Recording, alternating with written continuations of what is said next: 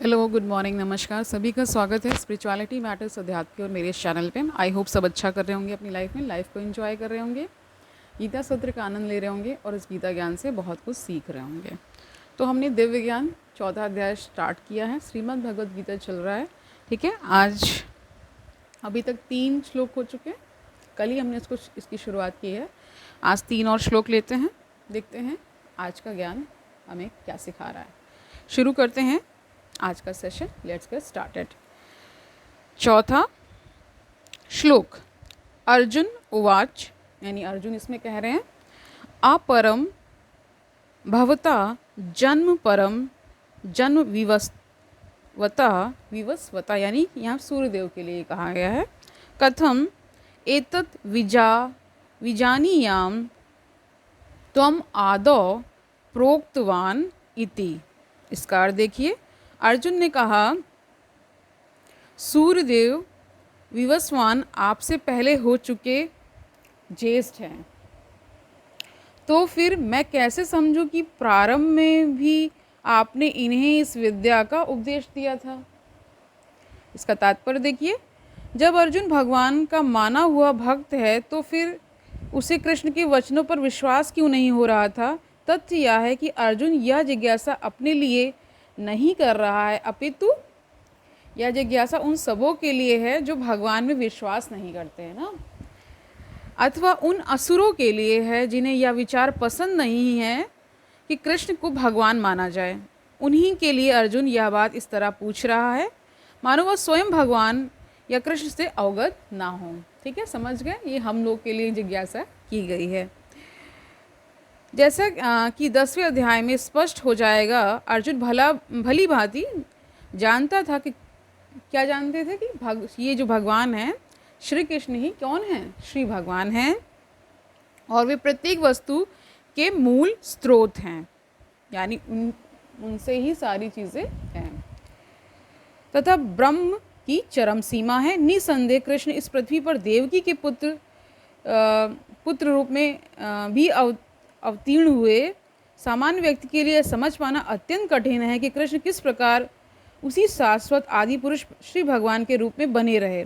अतः इस बात को स्पष्ट करने के लिए ही अर्जुन ने कृष्ण से यह प्रश्न पूछा, जिससे वे ही प्रामाणिक रूप में बताएं। कृष्ण परम प्रमाण है। यह तथ्य आज ही नहीं, अनंत काल से सारे विश्व द्वारा स्वीकार किया जाता रहा है। केवल असुर ही इसे अस्वीकार करते हैं। जो भी हो, क्योंकि कृष्ण सर्व स्वीकृत परम प्रमाण हैं, अतः अर्जुन उन्हीं से प्रश्न करता है जिससे कृष्ण स्वयं बताएं और असुर तथा उनके अनुयायी जिस भांति अपने लिए तोड़ मरोड़ करके उन्हें प्रस्तुत करते हैं, उससे बचा जा सके। ठीक है, यह प्रत्येक व्यक्ति के लिए आवश्यक है कि अपने कल्याण के लिए वह कृष्ण विद्या को जाने। अतः जब कृष्ण स्वयं अपने विषय में बोल रहे हों तो यह सारे विश्व के लिए शुभ है। कृष्ण द्वारा की गई सारी ऐसी व्याख्याएं असुरों को भले ही विचित्र लगें, किंतु क्योंकि वे अपने ही दृष्टिकोण से कृष्ण का अध्ययन करते हैं, किंतु जो भक्त हैं, हम जैसे लोग ना, वे साक्षात कृष्ण द्वारा उच्चरित वचनों का हृदय से स्वागत करते हैं। भक्तगण कृष्ण के ऐसे प्रामाणिक वचनों की सदा पूजा करेंगे, क्योंकि वे लोग उनके विषय में अधिकाधिक जानने के लिए उत्सुक रहते हैं। इस तरह नास्तिक गण जो कृष्ण को सामान्य व्यक्ति मानते हैं, वे भी कृष्ण को अति मानव सच्चिदानंद विग्रह, दिव्य, द्विगुणातीत तथा दिक्काल के प्रभाव से परे समझ सकेंगे। अर्जुन की कोटि के कृष्ण भक्त, यानी कि अर्जुन कृष्ण भक्त है ना, इसलिए कहा गया। अर्जुन की कोटि के श्री कृष्ण भक्त को कभी भी श्री कृष्ण के दिव्य स्वरूप के विषय में कोई भ्रम नहीं हो सकता। अर्जुन द्वारा भगवान के समक्ष ऐसा प्रश्न उपस्थित करने का उद्देश्य उन व्यक्तियों की नास्तिकतावादी प्रवृत्ति को चुनौती देना था जो कृष्ण को भौतिक प्रकृति के गुणों के अधीन एक सामान्य व्यक्ति मानते हैं। यानी इस श्लोक में क्या इसमें जोर दिया जा रहा है कि जो कृष्ण से ही अर्जुन पूछ ले रहे हैं, अपनी जिज्ञासा रख दे रहे हैं, वो हमारी तरफ से ही एक तरह से वो जिज्ञासा व्यक्त की गई है ना। ठीक है, अगला देखिए 5वां श्लोक देखिए। अब इसमें श्री भगवान कह रहे हैं ना, श्री भगवान उवाच बहूनि मे व्यतीतानि जन्मानि तव च अर्जुन तानि अहम वेद सर्वाणि न त्वं वेद परं तप। इसका अर्थ देखिए, श्री भगवान ने कहा, क्या कहा वो जानिए। देखिए भगवान अब इसमें क्या क्या कह रहे हैं ना अर्जुन से, तुम्हारे तथा मेरे अनेकानेक जन्म हो चुके हैं, यानी अर्जुन को भी यहाँ बोल रहे हैं तुम्हारे तथा मेरे अनेकानेक जन्म हो चुके हैं, मुझे तो उन सबका स्मरण है, किंतु हे परंतप तुम्हें उनका स्मरण नहीं रह सकता। ठीक है, अब इसका तात्पर्य देख लीजिए। ब्रह्म संहिता में हमें भगवान ने अनेकानेक अवतारों की सूचना प्राप्त होती है। ठीक है, ब्रह्म संहिता एक ग्रंथ का नाम है, उसमें क्या बता रहे हैं कि हमें भगवान के अनेकानेक अवतारों की सूचना प्राप्त होती है। उसमें कहा गया है, क्या कहा गया देखिए, मैं उन आदि पुरुष श्री भगवान गोविंद की पूजा करता हूँ जो अद्वैत, अच्युत तथा अनादि हैं। ठीक है, यद्यपि अनंत रूपों में उनका विस्तार है, किंतु तो भी वे आद्य, पुरातन तथा नित्य नवयौवन युक्त रहते हैं। श्री भगवान के ऐसे सच्चिदानंद रूप को प्रायः श्रेष्ठ व्यक्ति विद्वान जानते हैं, यानी वैदिक विद्वान ही इसके बारे में जान सकते हैं, ऐसा बताया जा रहा है। किंतु विशुद्ध अनन्य भक्तों को तो उनके दर्शन नित्य ही होते रहते हैं। ठीक है, अब देखिए ब्रह्म संहिता में एक और बात कही गई, वो जान लीजिए। मैं उन श्री भगवान गोविंद की पूजा करता हूँ जो राम, नरसिंह आदि अवतारों तथा अंशावतारों में नित्य स्थित रहते हुए भी कृष्ण नाम से विख्यात आदि पुरुष हैं और जो स्वयं भी अवतरित होते हैं। वेदों में भी कहा गया है कि अद्वैत होते हुए भी भगवान असंख्य रूपों में प्रकट होते हैं।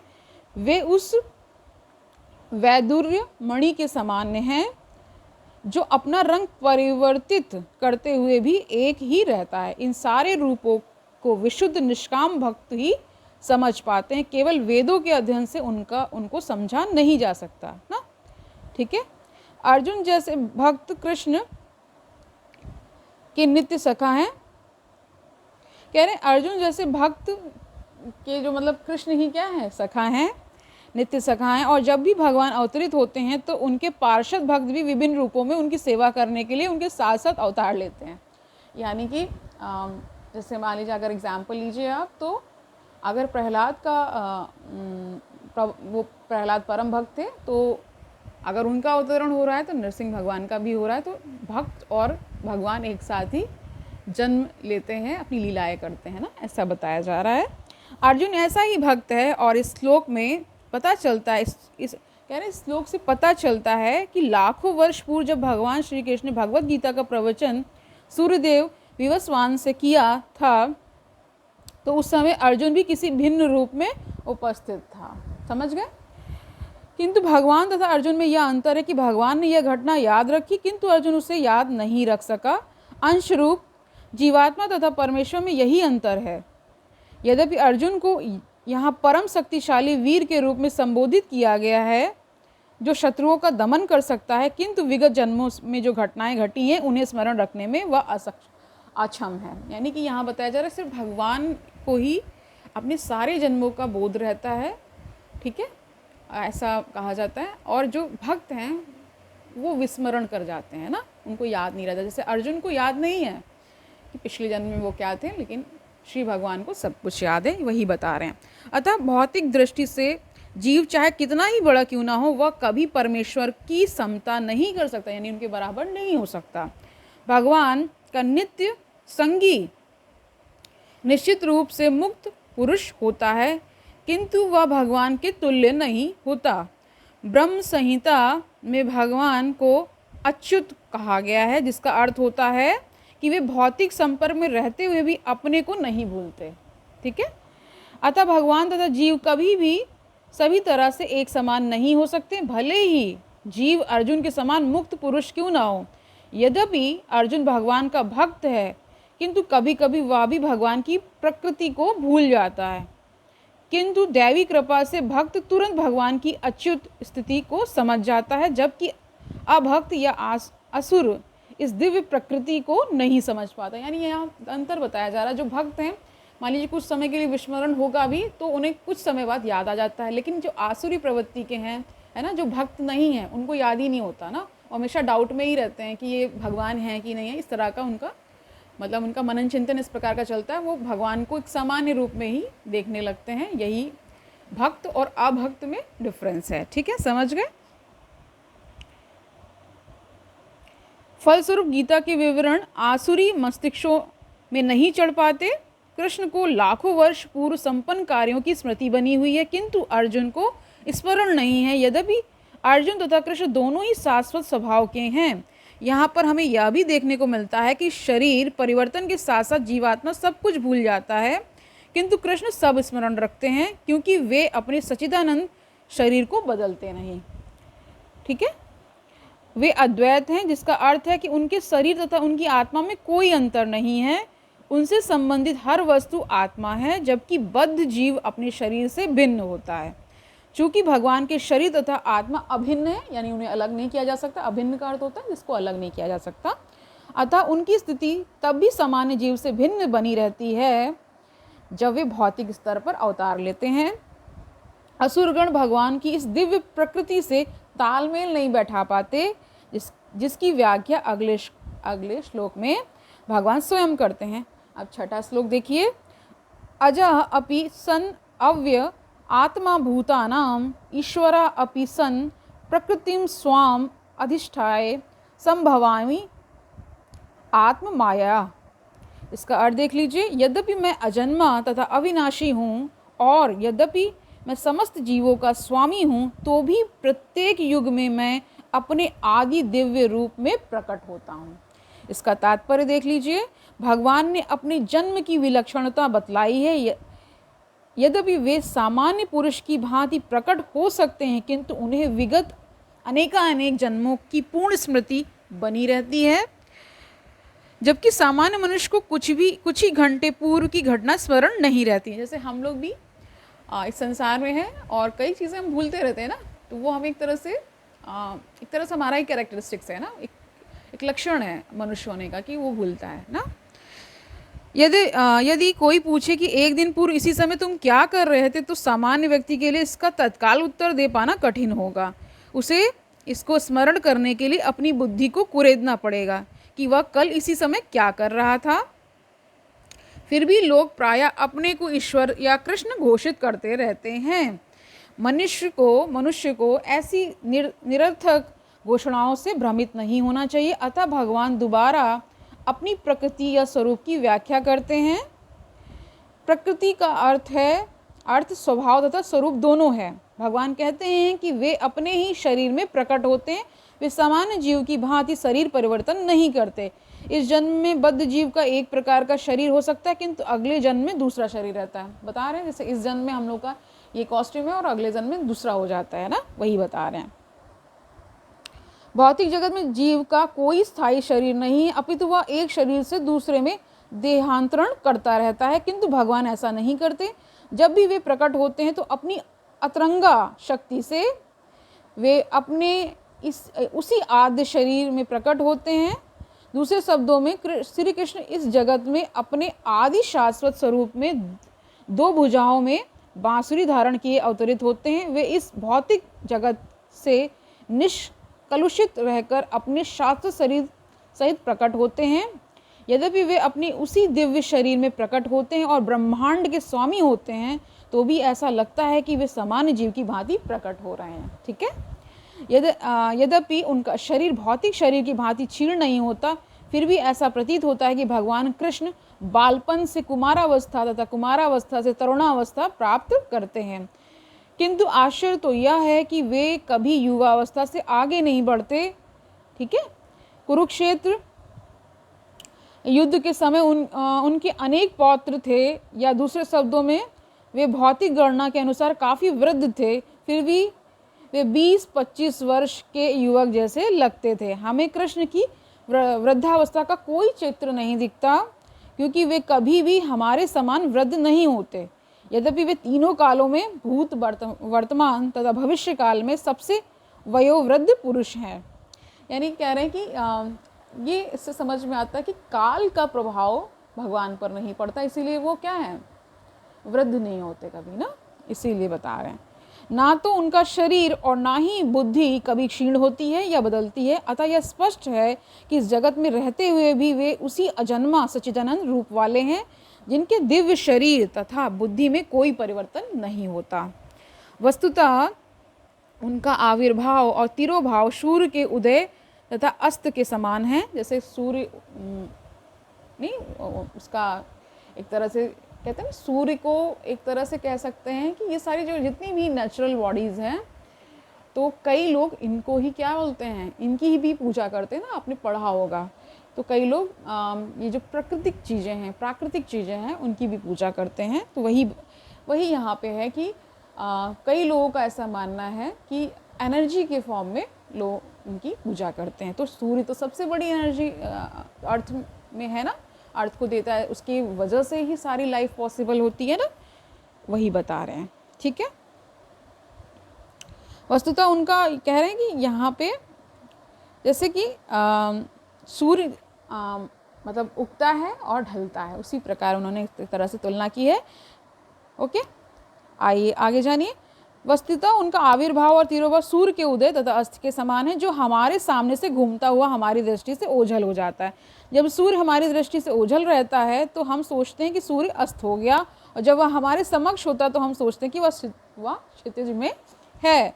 वस्तुतः सूर्य स्थिर है, किंतु अपनी अपूर्ण एवं त्रुटिपूर्ण इंद्रियों के कारण हम सूर्य को उदय और अस्त होते परिकल्पित करते हैं। और चूंकि भगवान का प्राकट्य तथा तिरोधान सामान्य जीव से भिन्न है, अतः स्पष्ट है कि वे शाश्वत हैं, अपनी अतरंगा शक्ति के कारण आनंद स्वरूप हैं और इस भौतिक प्रकृति द्वारा कभी कलुषित नहीं होते ना।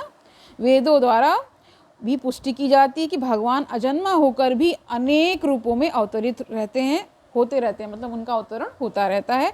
वैदिक साहित्यों से भी पुष्टि होती है कि यद्यपि भगवान जन्म लेते प्रतीत होते हैं, किंतु तो भी वे शरीर परिवर्तन नहीं करते। श्रीमद् भागवत में वे अपनी माता के समक्ष नारायण रूप में 4 भुजाओं तथा षड ऐश्वर्यों से युक्त होकर प्रकट होते हैं। उनका आद्य शाश्वत रूप में प्राकट्य उनकी अहेतुकी है, ठीक है, कृपा है, अहेतुकी कृपा है, जो जीवों को प्रदान की जाती है, जिससे वे भगवान के यथारूप में अपना ध्यान केंद्रित कर सकें, ना कि निर्विशेषवादियों द्वारा मनोधर्म या कल्पनाओं पर आधारित रूप में। विश्व कोश के अनुसार माया या आत्म माया शब्द भगवान की अहेतुकी कृपा का सूचक है। भगवान अपने समस्त एवं आविर्भाव तिरोभावों से अवगत रहते हैं, किंतु सामान्य जीव को जैसे ही नवीन शरीर प्राप्त होता है, वह अपने पूरे शरीर के विषय में सब कुछ भूल जाता है। यानी हमें पिछले जन्म पर नहीं याद है कि हम क्या थे, इसी जन्म का केवल याद है। ठीक है, वही बता रहे। लेकिन भगवान के साथ ऐसा नहीं है, उनको सारे जन्मों का स्मरण रहता है। वे समस्त जीवों के स्वामी हैं, क्योंकि इस धरा पर रहते हुए वे आश्चर्यजनक तथा अति मानवीय लीलाएं करते रहते हैं। अतः भगवान निरंतर वही परम सत्य रूप हैं और उनके स्वरूप तथा आत्मा में यह अनेक उनके स्वरूप तथा आत्मा में या उनके गुण तथा शरीर में कोई अंतर नहीं होता। शरीर और आत्मा में उनमें कोई अंतर नहीं होता, हमारे में है। ठीक है, यही डिफरेंस है। अब यह प्रश्न किया जा सकता है कि इस संसार में भगवान क्यों आविर्भूत और तिरोभूत होते रहते हैं। अगले श्लोक में इसकी व्याख्या की गई है। तो आज के लिए इतना ही रखते हैं, कल जानेंगे कि अगले श्लोक में प्रभु क्या कह रहे हैं। ठीक है, तो आज के लिए इतना ही रखते हैं। इस सेशन का आज का सार ये है कि भगवान और जो नॉर्मल जीव है उसमें क्या डिफरेंस है, ये बताया गया है कि भगवान को सारे जन्मों का स्मरण रहता है, ठीक है, और हम भूल जाते हैं। और उन्होंने विभिन्न भक्तों के बारे में बताया ना, कि जैसे भक्त और भगवान का जो संबंध है उसके अनुसार क्या है कि जैसे भक्त का जन्म होता है, भगवान का अवतरण होता है, उसी प्रकार उनके साथ साथ वो किसी न किसी रूप में रहते हैं, अलग नहीं होते ना भक्त से, क्योंकि वो क्या है, एक तरह से कहा जाता है कि अगर भक्त को कोई कष्ट होता है तो प्रभु स्वयं आके उसका निवारण करते हैं, ऐसी मान्यता है। ठीक है, तो आज के लिए इतना ही रखते हैं, कल मिलते हैं। तब तक आनंद से रहिए, खुश रहिए और इस जीवन में ऐसा ज्ञान लेते रहिए जो आपको कहीं ना कहीं मोटिवेट करे, आपको एक शुद्ध चेतना वाला व्यक्ति बनाए ना, पवित्रता इन आए अंदर से, ताकि आप उसके लिए क्वालिफाई कर सकें। किसके लिए? मुक्ति के लिए। कल मिलते हैं, तब तक के लिए हरि ओम तत्सत।